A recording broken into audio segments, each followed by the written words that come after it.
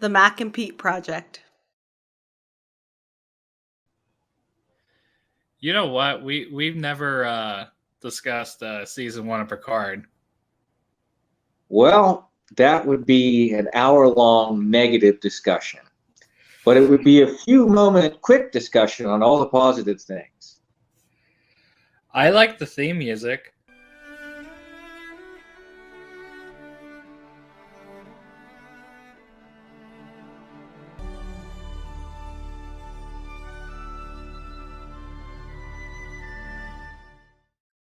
I love the theme music. I thought Picard had a great theme.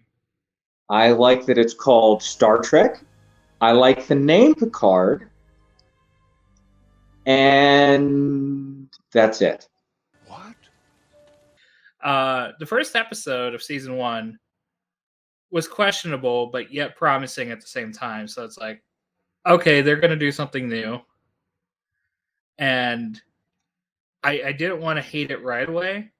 I should say I never want to hate anything. I want people to do the best job that they can. We would be having a different discussion right now if season 2 was season 1. I would feel a lot better. Yeah.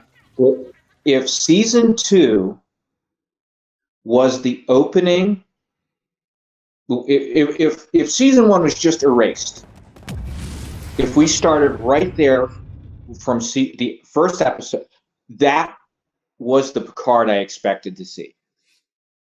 Yeah. That Jean-Luc Picard.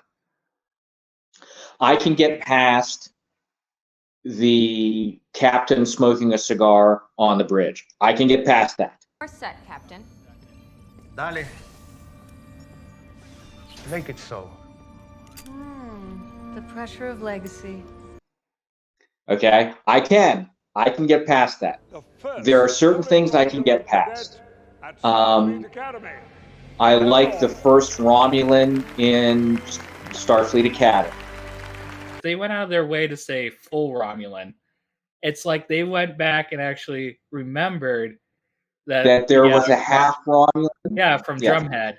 The first fully Romulan cadet. Isn't it true that the paternal grandfather of whom you speak was not a Vulcan, but was in fact a Romulan?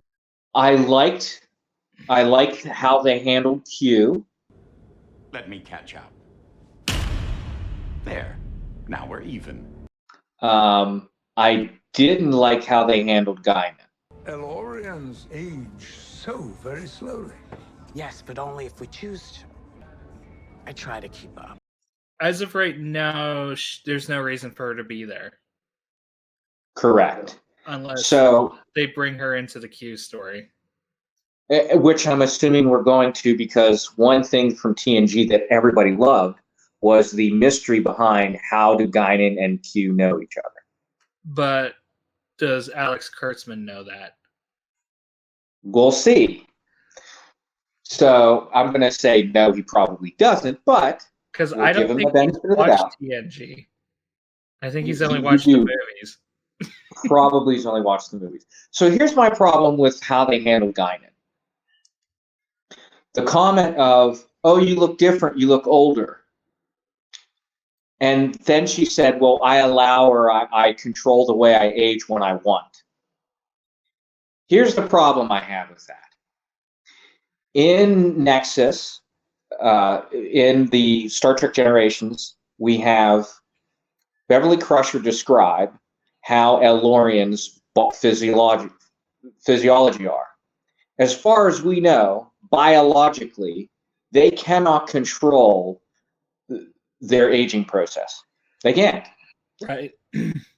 But in TNG, because of when they went back into the Wild West, and Mark Twain was there, you see Guinan of the same age in the 1800s Earth and 24th century Federation time. So you see the same. Aged a day. He hasn't aged a day. In 400 years. 400 years. So There's my Unless when problem. species reaches Yoda's age of 900 years old, it's like, oh no, I can't hold it together anymore. I can't hold it together. It's almost a century. I can't do it anymore. So that's the problem. So there's two different, as I complained before, it's like there's two different Star Treks. There's the movie Star Trek and there's the television show Star Trek when it comes to TNG. And when it comes to the Nexus, when it comes to Generations, if they would not have discussed their physiology, the biology, their physiology in Generations, if they would have left them as a non-corporeal species, I would have had no problem with what was represented as what they did in Picard for Guinan. I would have had no problem. The problem is, it's too much, in my opinion, too much of a stretch that, they can control it.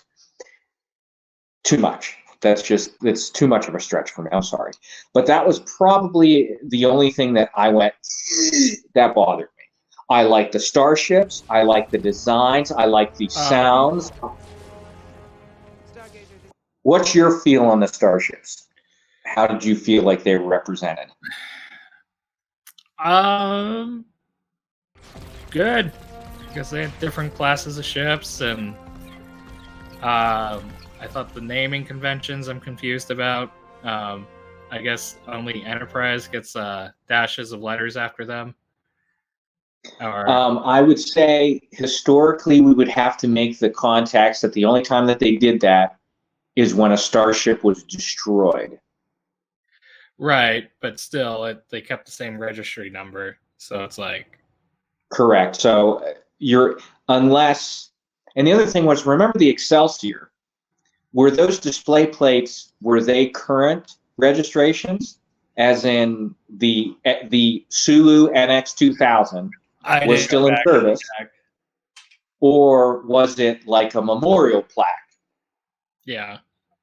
Because, do you remember, did the Defiant and the Sao Paulo, did their NCC numbers change in DS9?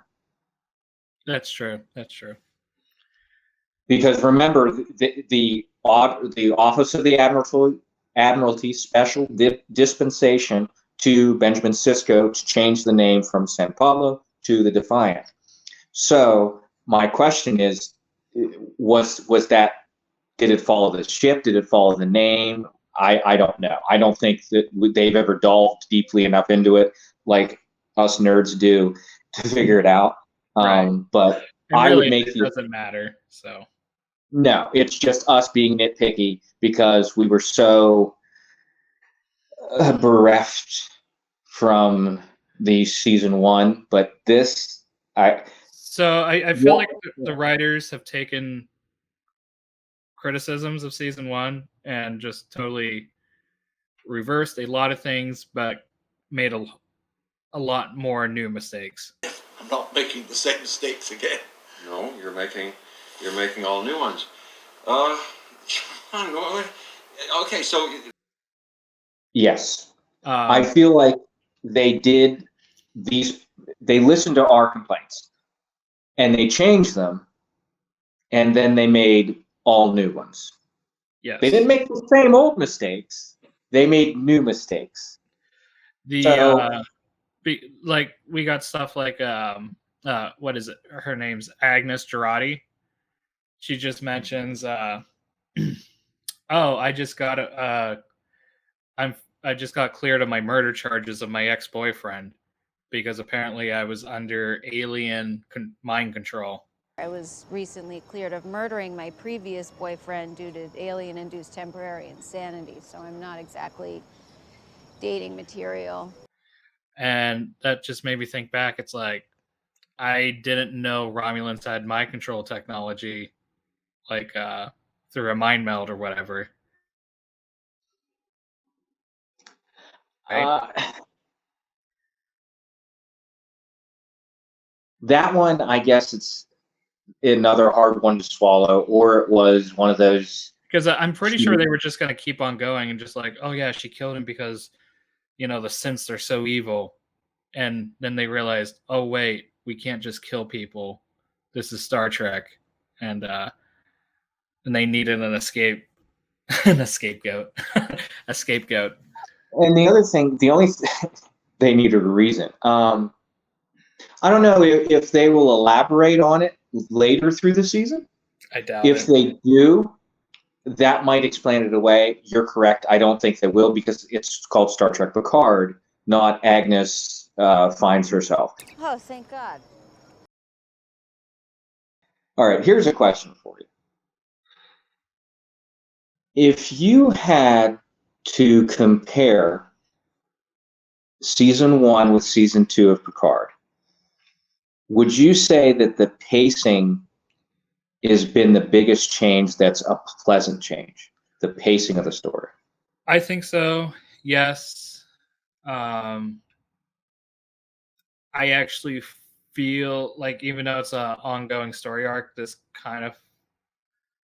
No, I don't even want to say it's a self-contained episode, because it's just like, we didn't really learn anything or any moral lesson or anything. It's just, I think it's going to take forever again that way. But just like cinematically speaking, yeah, the pacing's better. Right. And then, because for me, oh, go ahead. For me, stylistically, it reminded me more of older 90s Trek. Yeah. I think it's I think they're tricking us with this first episode, because they're like, oh, we're back on a starship again. People are gonna love this. There's actually legitimate technobabble. They were talking about Hawking radiation. It's like, okay, so if you know anything about physics, you know there's gonna be like a black hole or a spatial. Almost forgot for a second that I was watching New Trek, and I'm like, wow, this is kind of nice.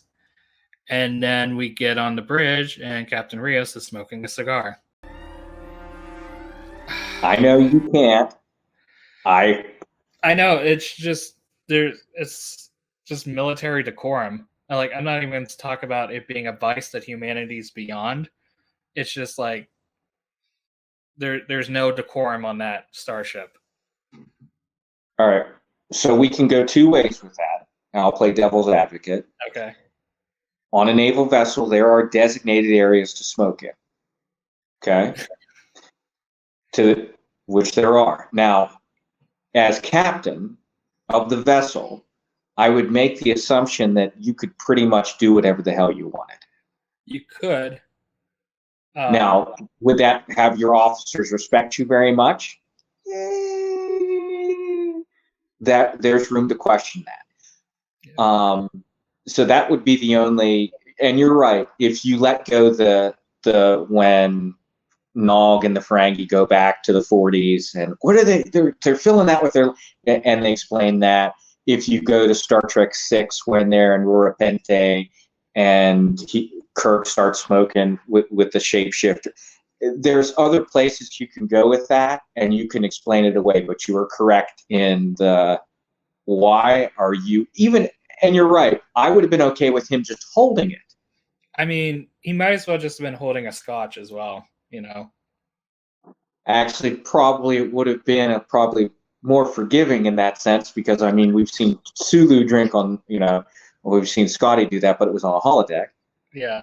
To the Enterprise and the Stargazer. Old girlfriends will never meet again.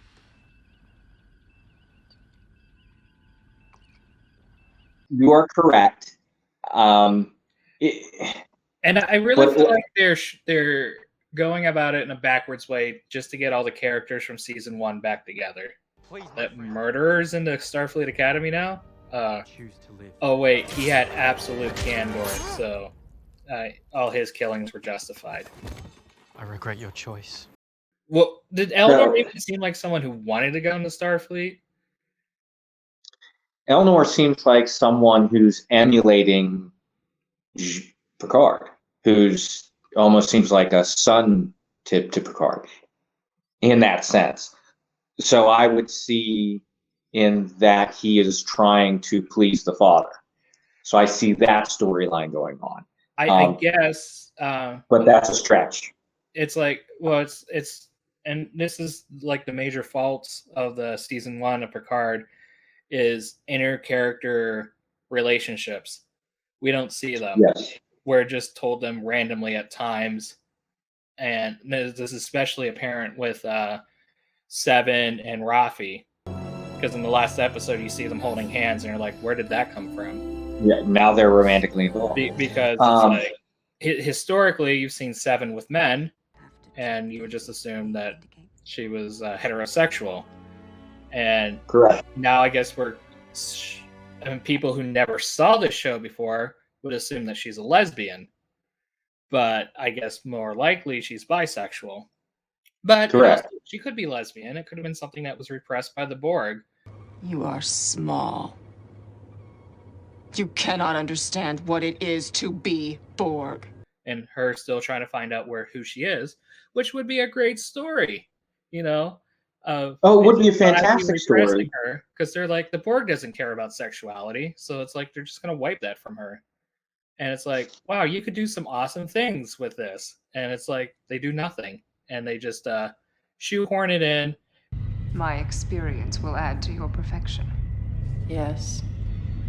That is why you removed me from Voyager. And this is what I want to get to, because there's a lot of toxic masculinity that hates the new Star Trek because they hate it that it's woke. And I reiterate this all the time. That is not why I hate the new Star Trek. I hate it because it's poorly written. In my opinion, Star Trek has always been woke. And it continues to get better with time.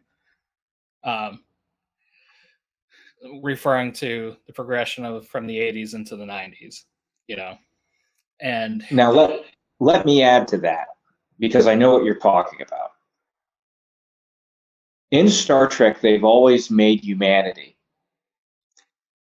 seem as if each decade, each century that we get older as a collective species, the problems, the growth, everything that we've gone through is in the past. Mm-hmm. In the original series, when Uhura meets the, how do I want to call it, the manifestation of Abraham Lincoln, and he says, "What a charming negress."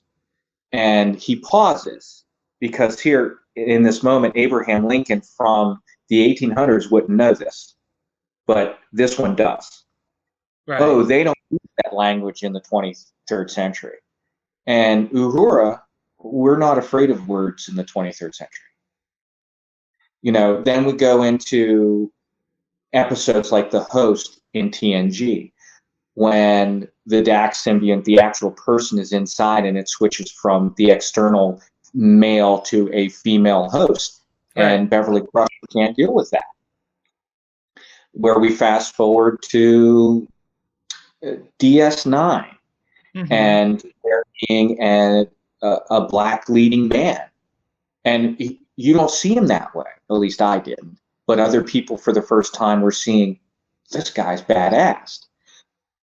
And you see in the episode when they go on the holodeck and, what's her name?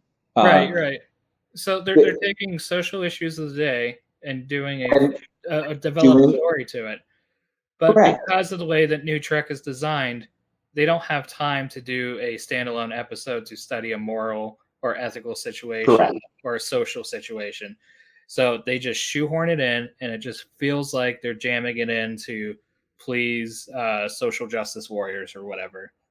And what I was getting at with that, Pete, was my problem with the woke community is I believe that the ones who are the loudest about it don't really understand what it's about. They're more, to my perspective, they're trying to make people pay for the pain that they've been inflicted through the years. Whereas opposed to when you say is woke culture, when Star Trek, when I hear that, I'm hearing that they're evolved, that they're better, that they've realized the mistakes of their ancestors, their past. Mm-hmm. So there's two different things. So when you say Star Trek has always been woke, I hear Star Trek's got it right. And what one thing I think the woke community could get from this is seeing that, is this beneficial? What is this helping? What is this doing? The wokeness. Right. Are right. you awoke? You know, and So- instead of going through the checklist, you got a poorly written episode. It's gonna hurt whatever else you're gonna put in it. Instead, and you're right, this hurts Star Trek. The Star Trek brand is to be able to have an ongoing story arc through the season, maybe some tiny ones, character building, and a standalone episode for a moral story. And this style of Star Trek, it needs to find its footing. And if you're not going to do standalone, then you need to character-driven behind the scenes and one large story arc. And then maybe if you wanted to do a whole series arc underneath that builds from season to season, you could do that. But you're right, you can't do standalone anymore because you don't have 20-some episodes to go through it. Never again kill somebody just because it's what they deserve. I just feel like Seven's character is so misused in season 1 and now even, because it's like, why is she a ranger? It makes absolutely no sense to me. She should be at the Daystrom Institute working with Agnes, helping to reclaim former Borg. You think that'd be a cause for her to help others to be de-assimilated. And it's like, I never understood her character in season 1. And I just imagine what Janeway's like, just thinking about all this work she put into 7. It's like, you're doing this? Well, the major problem that I have with Seven's character is her blatant racism towards Borg. That has never really been... I mean, she was willing to go back to the Borg Queen to save the crew.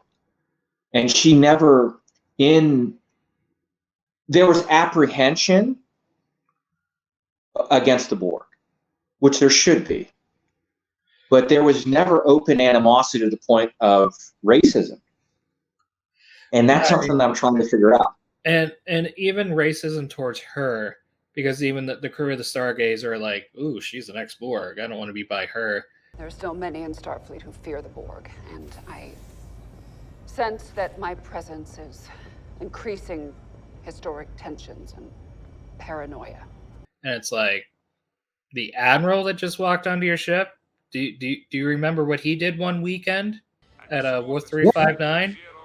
Yeah, it wasn't a nice weekend at Risa. No. Yeah, and it's like, he's an ex-Borg, and you guys get over... Oh, wait, he's Robot Space Jesus that this show's about, so everyone worships the ground he walks on. Your reputation precedes you. Oh, please, as you were. That's something else that they didn't bring up. Q didn't beam in and didn't say, hey, Jean-Luc, you're not a robot anymore. You know, or you're not human anymore. You're not this anymore. There was only one thing, like Girardi, when he came aboard the Stargazer, she's like, oh, you look positronically. Well, mister, I think you look absolutely positronic. Agnes, I'm delighted to see you. That was clever. I like that. Yeah, I mean, that's fine. That's the only thing they're addressing it. And it's like, does Laris, his possible Romulan love interest, even though he's a android now? Does Starfleet know that he's an android? That they just made Chancellor of the Academy? And why is he the Chancellor and not the Commandant?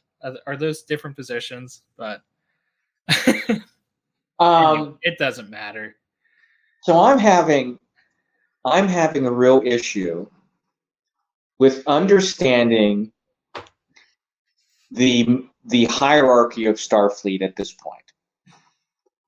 Because granted, it's a paramilitary organization that's about exploration, so it's like NASA plus 1 or 2. So I get that. So we have the CNC, what appears to me to be the CNC that's been replaced. Great, because she curses too much, in my opinion. Shut the fuck up. 1, 2, I'm happy with this episode that hasn't been a lot of cursing, if I might digress. Q. Yeah, and the Admiral that speaks to Picard, she was very nice. And I'm like, oh man, this is like back talking to Nechayev, and you know. Exactly. Like, exactly. So my thought process was, like I told you, when I watched this one, if that would have been season 1, I actually would have been excited. Yes. Even You though know, it was, even if that was season 1, first episode, I would have given it a 5 or 6 out of 10. Where before the first episode, I gave it a negative 6 out of 10. You know, I mean, anyway. But what I'm having a hard time with is, in a year and a half, we're seeing where all these characters are, which is fine. I do want to say I like the set piece that all the synths are visiting and doing diplomatic mission. They're like sitting on a conference table at the pool or a dining table, and I'm like, this cool. This looks alien. This is fun. And then you cut the guidance bar. Yeah, and you cut the guidance bar, and it looks like something I could walk into downtown right now.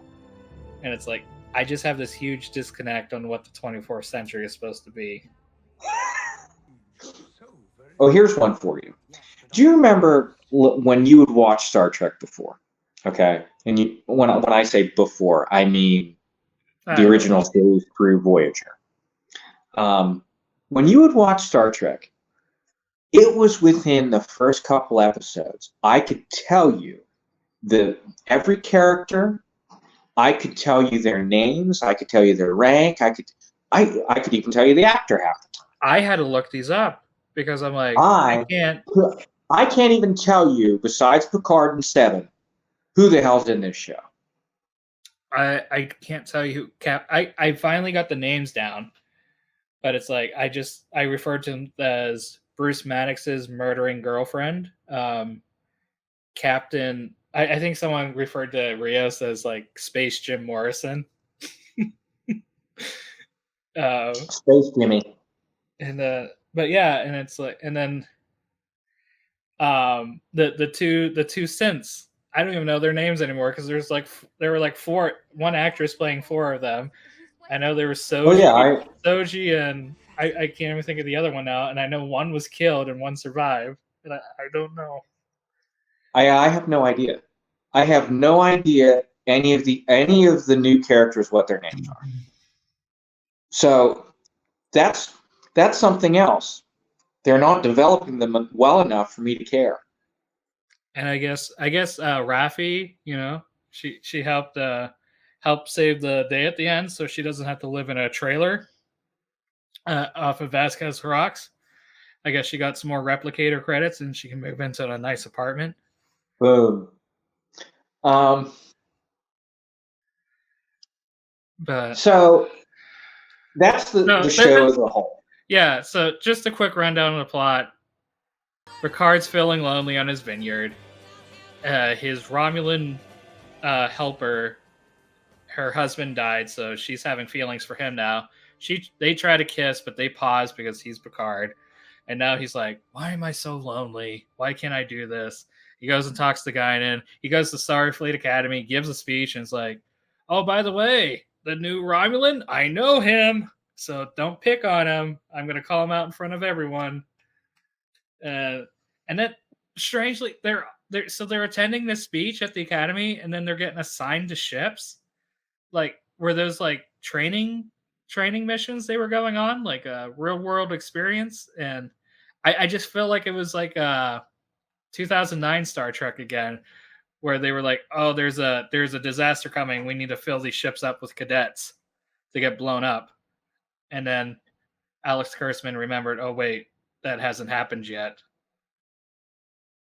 Like, so that's my problem. Like I said, I'm trying to understand what is the hierarchy and how does Starfleet work in this time period? Because they're talking about the Kobayashi Maru, so it's like, okay, they're taking the no-win scenario. Why? Whoa, they're going to deep space? Wait, why? If we go back to Star Trek 2, which was probably the best or the first time that we've seen how cadets go on training missions. Yes. So you have a very seasoned crew of the original of the Enterprise. Oh, wait, the movie explained it to you? It not only showed you, but it told you? Mm-hmm. Surprised. And then the in Spock's quarters, they're like, "Oh, the ship's full of children. We can't go do this." And it's like, I told Starfleet Command all we had was a boatload of children. But we're the only ship in the quadrant. It's like Spock somehow. Because when they call in for reinforcements for the Borg anomaly that they don't know is Borg yet, or maybe they do know it's Borg, and that's why they have everyone come. It's like I didn't assume those ships to be the ones with the cadets on, because I'm like, you're not going to want to take them into that. And there were so many ships there. It seems like you could have just got ships with other. Oh wait, they needed to get Raffi and Elnor with the main crew. Good to know you're there, Raf. Except they didn't because Q took everyone away. Oh. Because Picard's solution was to destroy the whole fleet instead of letting the Borg take over. Which, might be the right solution, but obviously Q doesn't think so. So he stopped it. I'm sorry, I was enjoying it. I mean, I was giving it way too much praise, and then I'm like, wait a minute. This is Alex Kurtzman. I can't give you too much praise now. And we need to stop attacking just Alex Kurtzman. It's Akiva, Akiva Goldsmith, Michael Chabon, and some other guy. So the problem I'm having is just because you bring Patrick Stewart and a couple names that you recognize does not mean you're going to duplicate the same glory and wonder that you had with the first TNG, DS9, and Voyager, and the ones from the 90s. The problem is, the reason that worked is you had several different departments with great people in them that made Star Trek what Star Trek was. You had design people like Mike Okuda. You had consultants like Michael Piller. And then you had a great cast. You had a bunch of people together that made it what it was. You can't just have one star and it all works together. Sorry, it doesn't do that. I am way too old for your bullshit. All right. So, as I said earlier, I think this first episode was just to trick people into thinking this was Star Trek again. Because, the big trailer is showing them going back in time to 2024 so they could film in Los Angeles during a pandemic and not have to have nice sets and people in close quarters. So I think we're going to get more of the same garbage from season 1. This first episode was just going to trick people to come back. Well, I will say this, Pete. Like I told you, it had me not excited, but pleasantly anticipating the next episode. I will say that. I just have no faith in it. I don't either. I was excited as well, but I saw the cracks in the episode and how it was just a hollow shell of, oh, you guys said we didn't do Star Trek right, but it's different this time, and it's like we'll see next week. But I don't. Now. Here's the thing: if they do 3 episodes solid like this, I'm not going to say they won me back, but they've at least given me a point of a benefit of the doubt. If this season, next episode, it's going to be very hard to keep, reviewing the season, because one thing that Pete and I discussed was the reason that we didn't want to do season 1 was we didn't have a lot of positive things to say, Right, and it was too long, and you couldn't do it episode by episode. You would almost have to do like we did with Book of Boba Fett. Yeah. And then, even then, you would struggle. Because once you reach the end of season 1, you're like, oh, so that was the mystery box? And you start going backwards through this narrative, and then you realize every single plot point makes no sense. Because it's like, you have no idea what Bruce Maddox's intentions. He sent 2 androids, one to Earth and one to the Borg reclamation site. To do what? To apparently find out the big Starfleet conspiracy about synths, banning them. And it's like, okay, why did you erase their memories? Oh, mystery box. And it's like, and then the Romulans, who want to destroy synths, created a 9/11 disaster on Mars, which just drove them further into hiding. And it's like, well, you just made your job harder. And then the whole thing, like Rios encountering Synths with his old captain, Commodore O orders them to kill him instead of finding out more about them and where they're come from, instead of like, you know, doing spy stuff. And it's like, the Romulans were just such bad spies in season. Why am I talking about this? This is okay. I'm done. I'm done.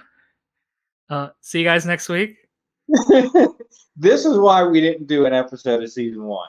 There was no way we could have gotten through a positive 1 or 2. It would have been a 3-hour rant. Just me laughing at Pete. That's what it would have been. Yeah, because you try to think about anything and it doesn't make any sense. And people praise how good it is and like, how can you hate it? And it's like, don't worry, it was just robots. But Picard season 1 would have worked 20 years ago, where people couldn't go back and watch other episodes, and you just had to wait week to week and like, oh wow, that was so magic. Or not even that long ago. Like, it works with the format of J.J. Abrams' Lost, where you can stretch it out over how many seasons and go absolutely nowhere, and you had no idea what you were doing with your mystery box. And it's like, oh wow, he's so genius. It's all connected. And it's like, no, you didn't know what you're doing from the beginning, and it shows. Yeah, I'm not a let's enjoy the ride type of guy. I'm not a that. I would like a point to what the hell I'm watching. Just saying. Yeah. I mean, there are times, and the times when that's about is a single encompassed movie, not a television show. If it's a one and done, I'm fine with that. Closing thoughts, Pete.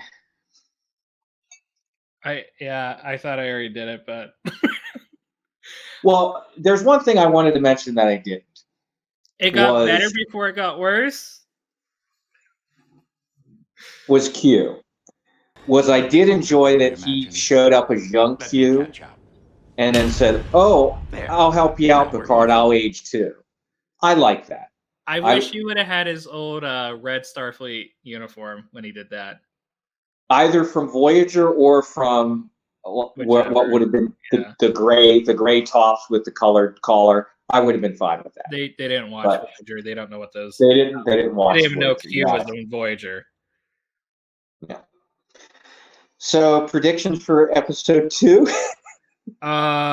So everyone part of Picard season 1 is going to know that the timeline is broken, including the Borg Queen.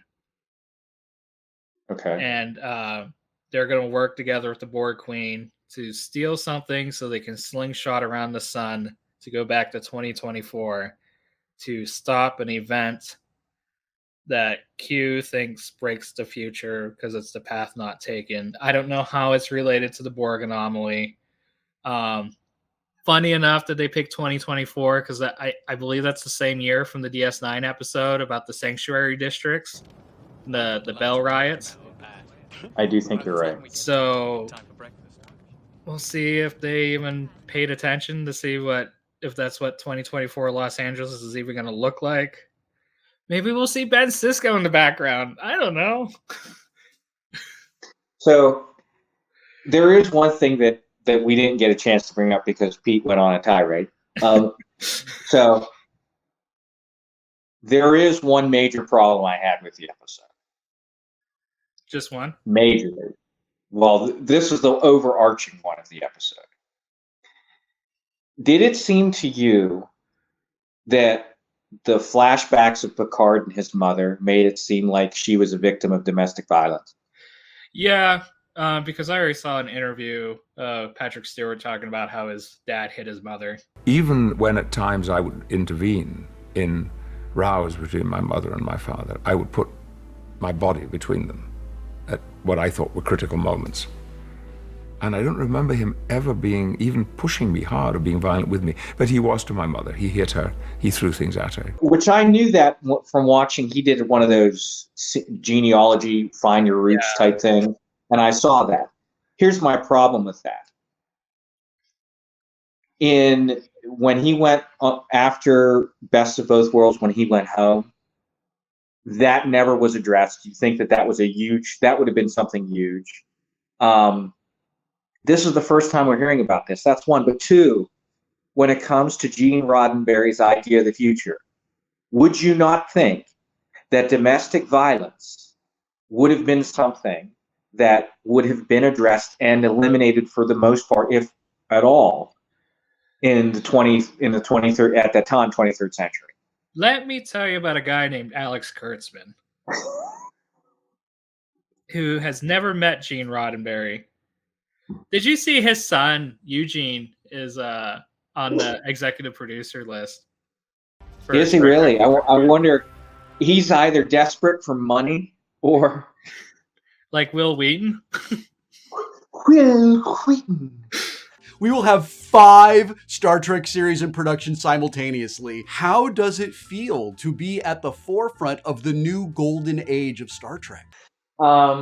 He's channeling his annoying YouTuber voice for the Ready Room and hyping everyone up for next week's episode. I'm in the Ready Room with Sir Patrick Stewart. Oh my goodness, you are so great. You did such a great show.